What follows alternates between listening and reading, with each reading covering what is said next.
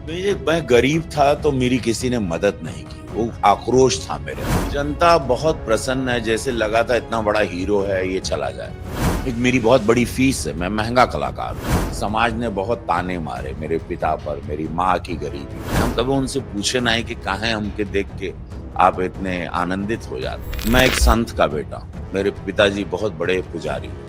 देश छठे चरण के लिए वोट डाल रहा है, मतदान कर रहा है और पूरा का पूरा जो फोकस है अब वो सातवें चरण पर आकर सीमित होता दिखाई दे रहा है। उत्तर प्रदेश के परिप्रेक्ष्य में बात करें तो दो बड़े सेंटर बनारस और गोरखपुर जहां सबकी निगाहें हैं। गोरखपुर के मौजूदा सांसद और भारतीय जनता पार्टी के उम्मीदवार रवि किशन जी मेरे साथ मौजूद हैं। जब चुनाव आयोग की वेबसाइट खोलते हैं तो रविंद्र शुक्ला भी लिखा आता है और वो नाम फैन कम जानते हैं, लोग कम जानते हैं, इसलिए मुझे लगा वो ले लिया जाए। मूल रूप से मुद्दों पर और तमाम चीजों पर आऊंगा, लेकिन एक चीज पूछना चाहता हूं। उत्तर प्रदेश 80 सांसद देता है, एक प्रधानमंत्री नरेंद्र मोदी हो गए, मुख्यमंत्री योगी आदित्यनाथ के सबसे प्रिय क्यों हैं आप? मतलब लाभार्थियों से बात करते हैं तो आपसे वो लिटमस टेस्ट करा देते हैं, कोई चीज होती है आपका जिक्र कर देते हैं। और वो मुख्यमंत्री योगी आदित्यनाथ जिनके कड़े प्रशासक के तौर पर छवि है, वो रवि किशन जी जब मंच पर होते हैं तभी शायद सबसे ज्यादा मुस्कुराते भी दिखाई देते हैं। ये देखिए, मैं एक संत का बेटा हूँ, मेरे पिताजी बहुत बड़े पुजारी रहे और मैं संतों के बीच में ही मेरा पालन पोषण। संत लोग कब, उनको कौन सी आपकी बात भा जाए, ये उनकी कृपा है। जैसे मोदी जी हैं, वैसे पूज्य महाराज जी, और मोदी जी भी शिव भक्त हैं, पूज्य महाराज जी भी शिव भक्त हैं, बहुत बड़े शिव अवतारी गोरखनाथ बाबा। मैं भी शिव भक्त। हम कबो उनसे पूछे नहीं, लेकिन हमके लगा था कि भोजपुरी में जब हम उनसे बात करीला, वो कहा ना कि भोजपुरिया में बोला, तो मैं शायद एकमात्र सांसद हूँ इस इलाके का ये भोजपुरी में ही अपन मंच हमेशा हम भोजपुरिया बोलीला। हम मेरा हर भाषण भोजपुरिया में होला। तो वो बात शायद उनके कहा कि उनके बड़े महाराज जी अवैधनाथ महाराज जी भी भोजपुरिया बोलत रहना। तो शायद वो मैं कभी हम ई नहीं पूछे कि महाराज जी काहे प्रसन्न रहला, काहे हमके देख के आप मुस्कियाए लगल।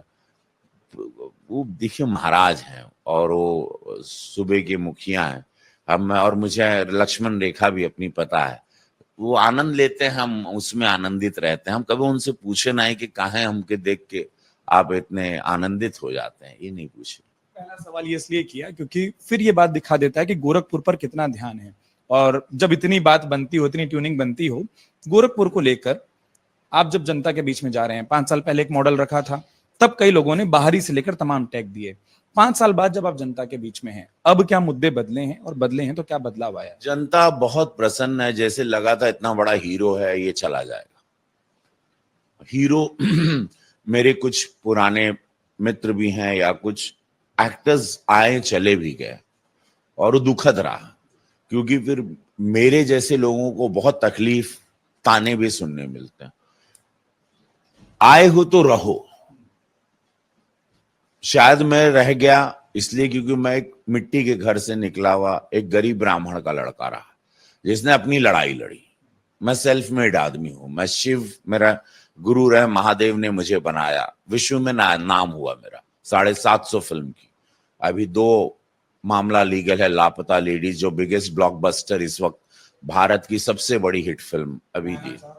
5 साल पहले लोगों को लगा था मैं क्या रही यहाँ चल जाइए महाराज जी लिए ना, हीरो के साधु संत का जगह रही, कहाँ से मठ के सीट पे हीरो आ गई ना। मन जाहिर से बात है, कोई भी हमको पर्दे से प्यार कर रहे हैं, बट ये अलग दुनिया है, का सेवा में आ रहे हो। सो यही हम फिर 7.5 लाख वोट मिला हमको, मैं यहीं रह गया, कोरोना आ गया। भगवान ने परीक्षा हमारी लिए अच्छी। वो 2 साल में मैं काफी गंभीर हो गया। उसमें मैं अपने पिता को, मेरी मृत्यु हो गई, मेरे 2 भाइयों की मृत्यु हो गई और मैं उनकी सेवा, अपने पिता की भाइयों की सेवा नहीं कर पाया। पैसे भेजता रहा हॉस्पिटल के, ये सब किया, लेकिन मैं फिजिकली यहाँ रहा या मैं पार्लियामेंट में रहा जब मेरे पिता सीरियस थे और मेरे 2 जवान भाई चले गए। 2 साल में मैंने 3 प्रिय लोगों को खो दिया। मैं लेकिन चूंकि यहाँ महाराज जी आ रहे थे तो प्रोटोकॉल में हमको रहना था, सदन में मुझे बात करनी थी, सत्र चल रहा है, मेरा प्राइवेट बिल, मेरे 10 प्राइवेट बिल हैं, 500 प्रश्न मैंने सदन पटल पे रखे हैं, ठीक है। सो मैं उसमें वो पढ़ाई लगती है, जब बोलना होता है सदन में तो उसमें होमवर्क करना, उसमें खोया रहा। और उसमें मैंने 3 लोग मेरे खो गए और मैं फिर यहाँ शिफ्ट हो गया, घर बनवा रहा था। एक घर बना, मतलब छोटा सा घर अपना हो जाए ताकि लोगों को लगे कि यहीं पे रहते हैं, और मैं बम्बई छोड़ दिया। अब मैं अपने परिवार साथ, मेरी वाइफ यहीं रहती, वो भी प्रचार कर रही, मेरे बच्चे आए हुए हैं अभी चुनाव में, और मैं यहीं रहता हूँ। और जनता को ये बात बहुत टच कर गई।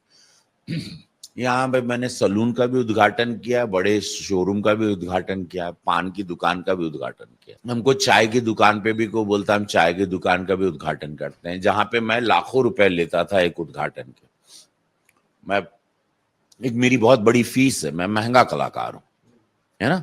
और वो आदमी ऐसे ही घूम रहा है। तो ये बात लोगों को बड़ी छा कि जिनको देखने के लिए हम टीवी पे पैसे लगाते थे, वो हमारे बच्चों को एडमिट करा रहा है अस्पताल में। यहीं रहने लगा, यहीं सेवा करने लगा, बाढ़ में घूमने लगा। एक्सीडेंट हो जाते हैं काफी, कुछ लोगों की मृत्यु हो जाती है, हाथ से उठा के एम्बुलेंस में डालता हूँ। बहुत सारे लोगों की मृत्यु फॉरेन में होती है, डेड बॉडीज मंगाता हूँ सबकी। बहुत बच्चे पढ़ने जाते हैं, उनकी मृत्यु हो जाती है। या गरीब कोई है, शिकागो में कोई ब्राह्मण एक गए थे, या जहां भी रशिया में एक बच्ची पढ़ने गई थी, डॉक्टरी, मर गई हो, डेथ हो गई उसकी बेचारी की, उसको बुलाए, वो सबको लाते हैं। धन्यवाद मोदी जी का कि मेरे एक चिट्ठी पे शव आ जाता है जहां पे कई लाख खर्च होते, या तो आते ही नहीं थे शव। वैसे बहुत सारे काम किए जो मैंने जीवन में कभी सोचे नहीं थे, ना किए थे। मैं कंफर्ट लाइफ, एक सुपरस्टार की जिंदगी जीने वाला आदमी, नौकर चाकरों में घिरा हुआ आदमी, अपने हिसाब से शूटिंग करता था, अपने हिसाब से उठता था, कसरत करता था या स्विमिंग करता था, अपने मन का राजा था मैं। लेकिन यहाँ पर दुनिया कुछ, मुझे बहुत कुछ सिखाई।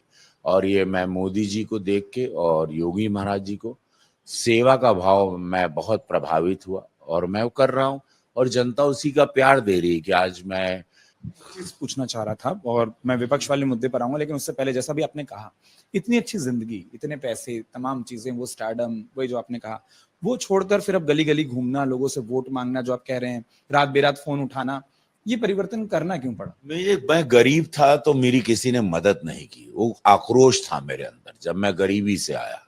समाज ने बहुत ताने मारे मेरे पिता पर, मेरी माँ की गरीबी पे, मेरे पिता की फटी हुई धोती पर, माँ की फटी साड़ी पर। वो गुस्सा था, वो जहर था मेरे अंदर।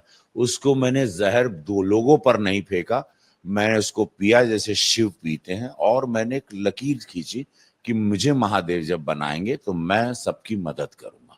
वो मदद के लिए मैं आया हूँ। इसको इंग्लिश में कहते हैं टाइम टू पे बैक। आप प्रकृति से जो लेते हैं आपको लौटाना पड़ेगा। इस समाज में आज लोग मुझे हीरो मानते हैं, यूथ, युवा मुझे एक अपने रोल मॉडल की तरह देखता है कि रवि किशन बनना है, फाइटर बनना है। अपना नाम किया इस आदमी ने, एक कला में, हर क्षेत्र में जहां भी रहा लड़ता रहा, हारा नहीं, गिरा नहीं। सेल्फ मेड आदमी है, स्वयंभू है। ये पूरे पूर्वांचल में, उत्तर प्रदेश में मेरे फैंस पूरे वर्ल्ड में, उनमें एक बड़ा, उन लोग मुझे देखते हैं तो बड़ा ऊर्जावान होते हैं।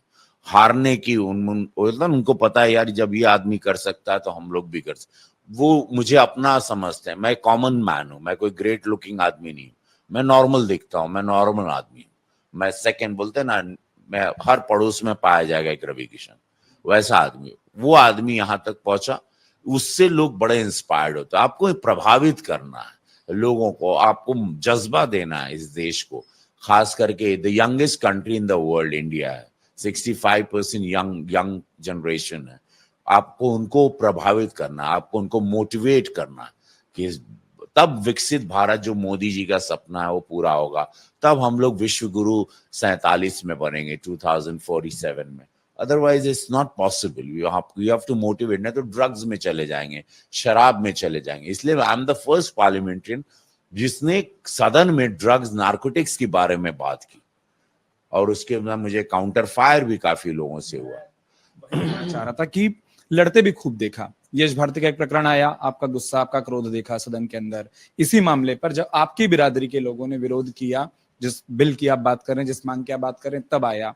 तो एक चीज लगती है कि आपके बारे में, रविकिशन के बारे में जब कोई शायद गलत तथ्य रखता है तो आप क्रोधित खूब होते हैं। वो यश भारती का प्रकरण भी हमने देखा, फिर सामने कौन बोल रहा है उससे आपको फर्क नहीं पड़ता। अब जब प्रचार में हर दिन उसी तरीके की बात होती है, कई शब्द आपने सुने होंगे, कैसे रिएक्ट करते हैं? कुछ नहीं, देखिए देखिए जीवन में ना, आप एक काजल की कोठरी है, ये इसको बोलते हैं ना, कोयला है। राजनीति में आपको आना है, इससे बच गए बहुत अच्छा है। सामने कोई क्या बोलेगा वो तो बोलता रहेगा, वो you don't have to worry about them. मैंने बॉडी को इम्यून कर दिया है, मेरे बॉडी को कोई इफेक्ट नहीं होता। रिसीविंग एंड पे मैं अच्छी चीजों को ही लेता हूँ, गंदी चीजें मुझे पता है कि ये, मुझे शिव की कृपा है, मुझे दिखता है कि ये लोग कौन है, इन लोग का मंशा क्या है और इन लोग का भविष्य क्या है। उनके भविष्य के बारे में मुझे पता है कि लोग अब कहाँ जाएंगे और इनका पतन कहाँ होगा और ये लोग कब फिनिश हो जाएंगे।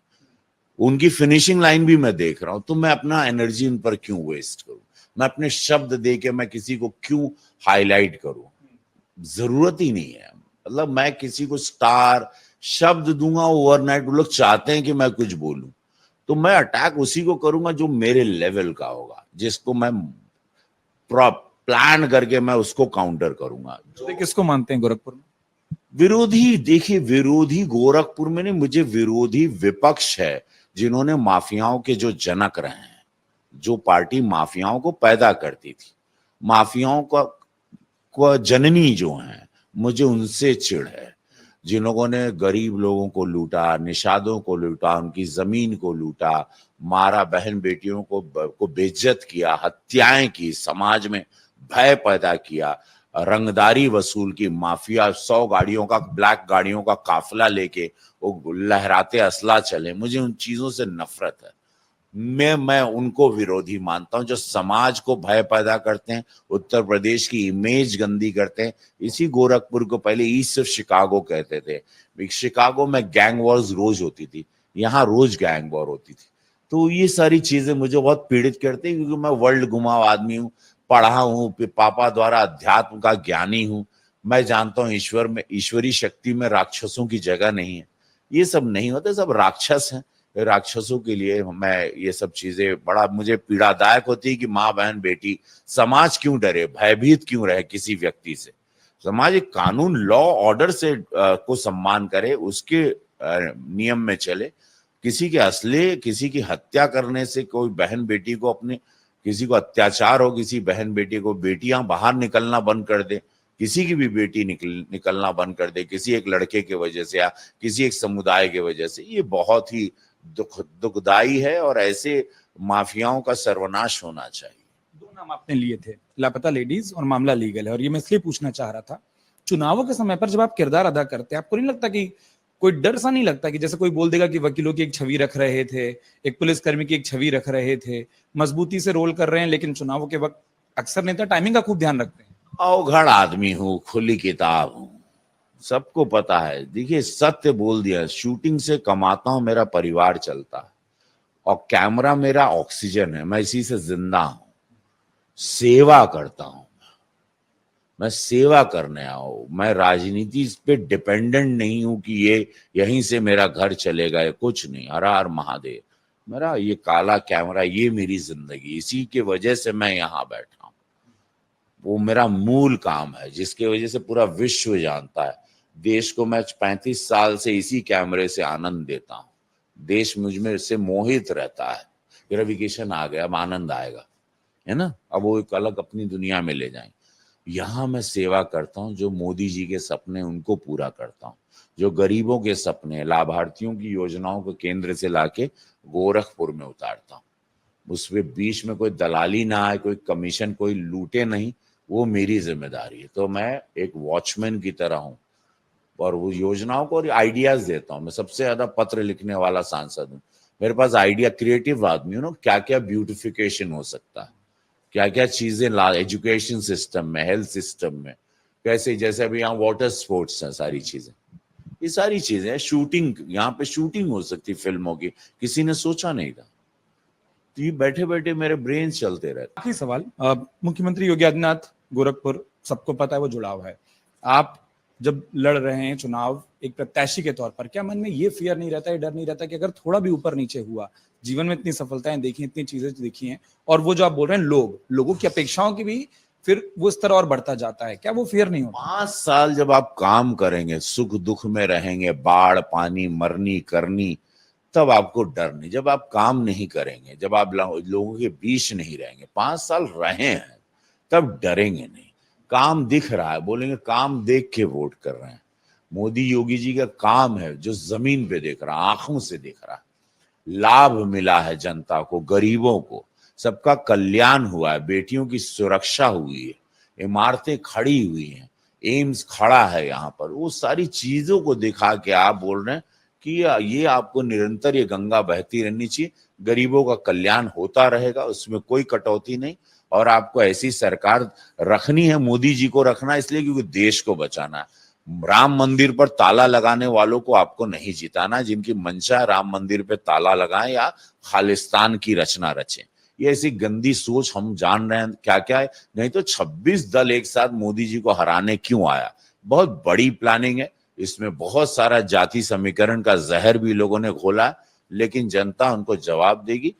आएंगे तो मोदी ही, और फिर एक बार मोदी सरकार, क्योंकि निस्वार्थ संतों का अवतरित होना भारत की धरती पर बहुत कम देखा गया है।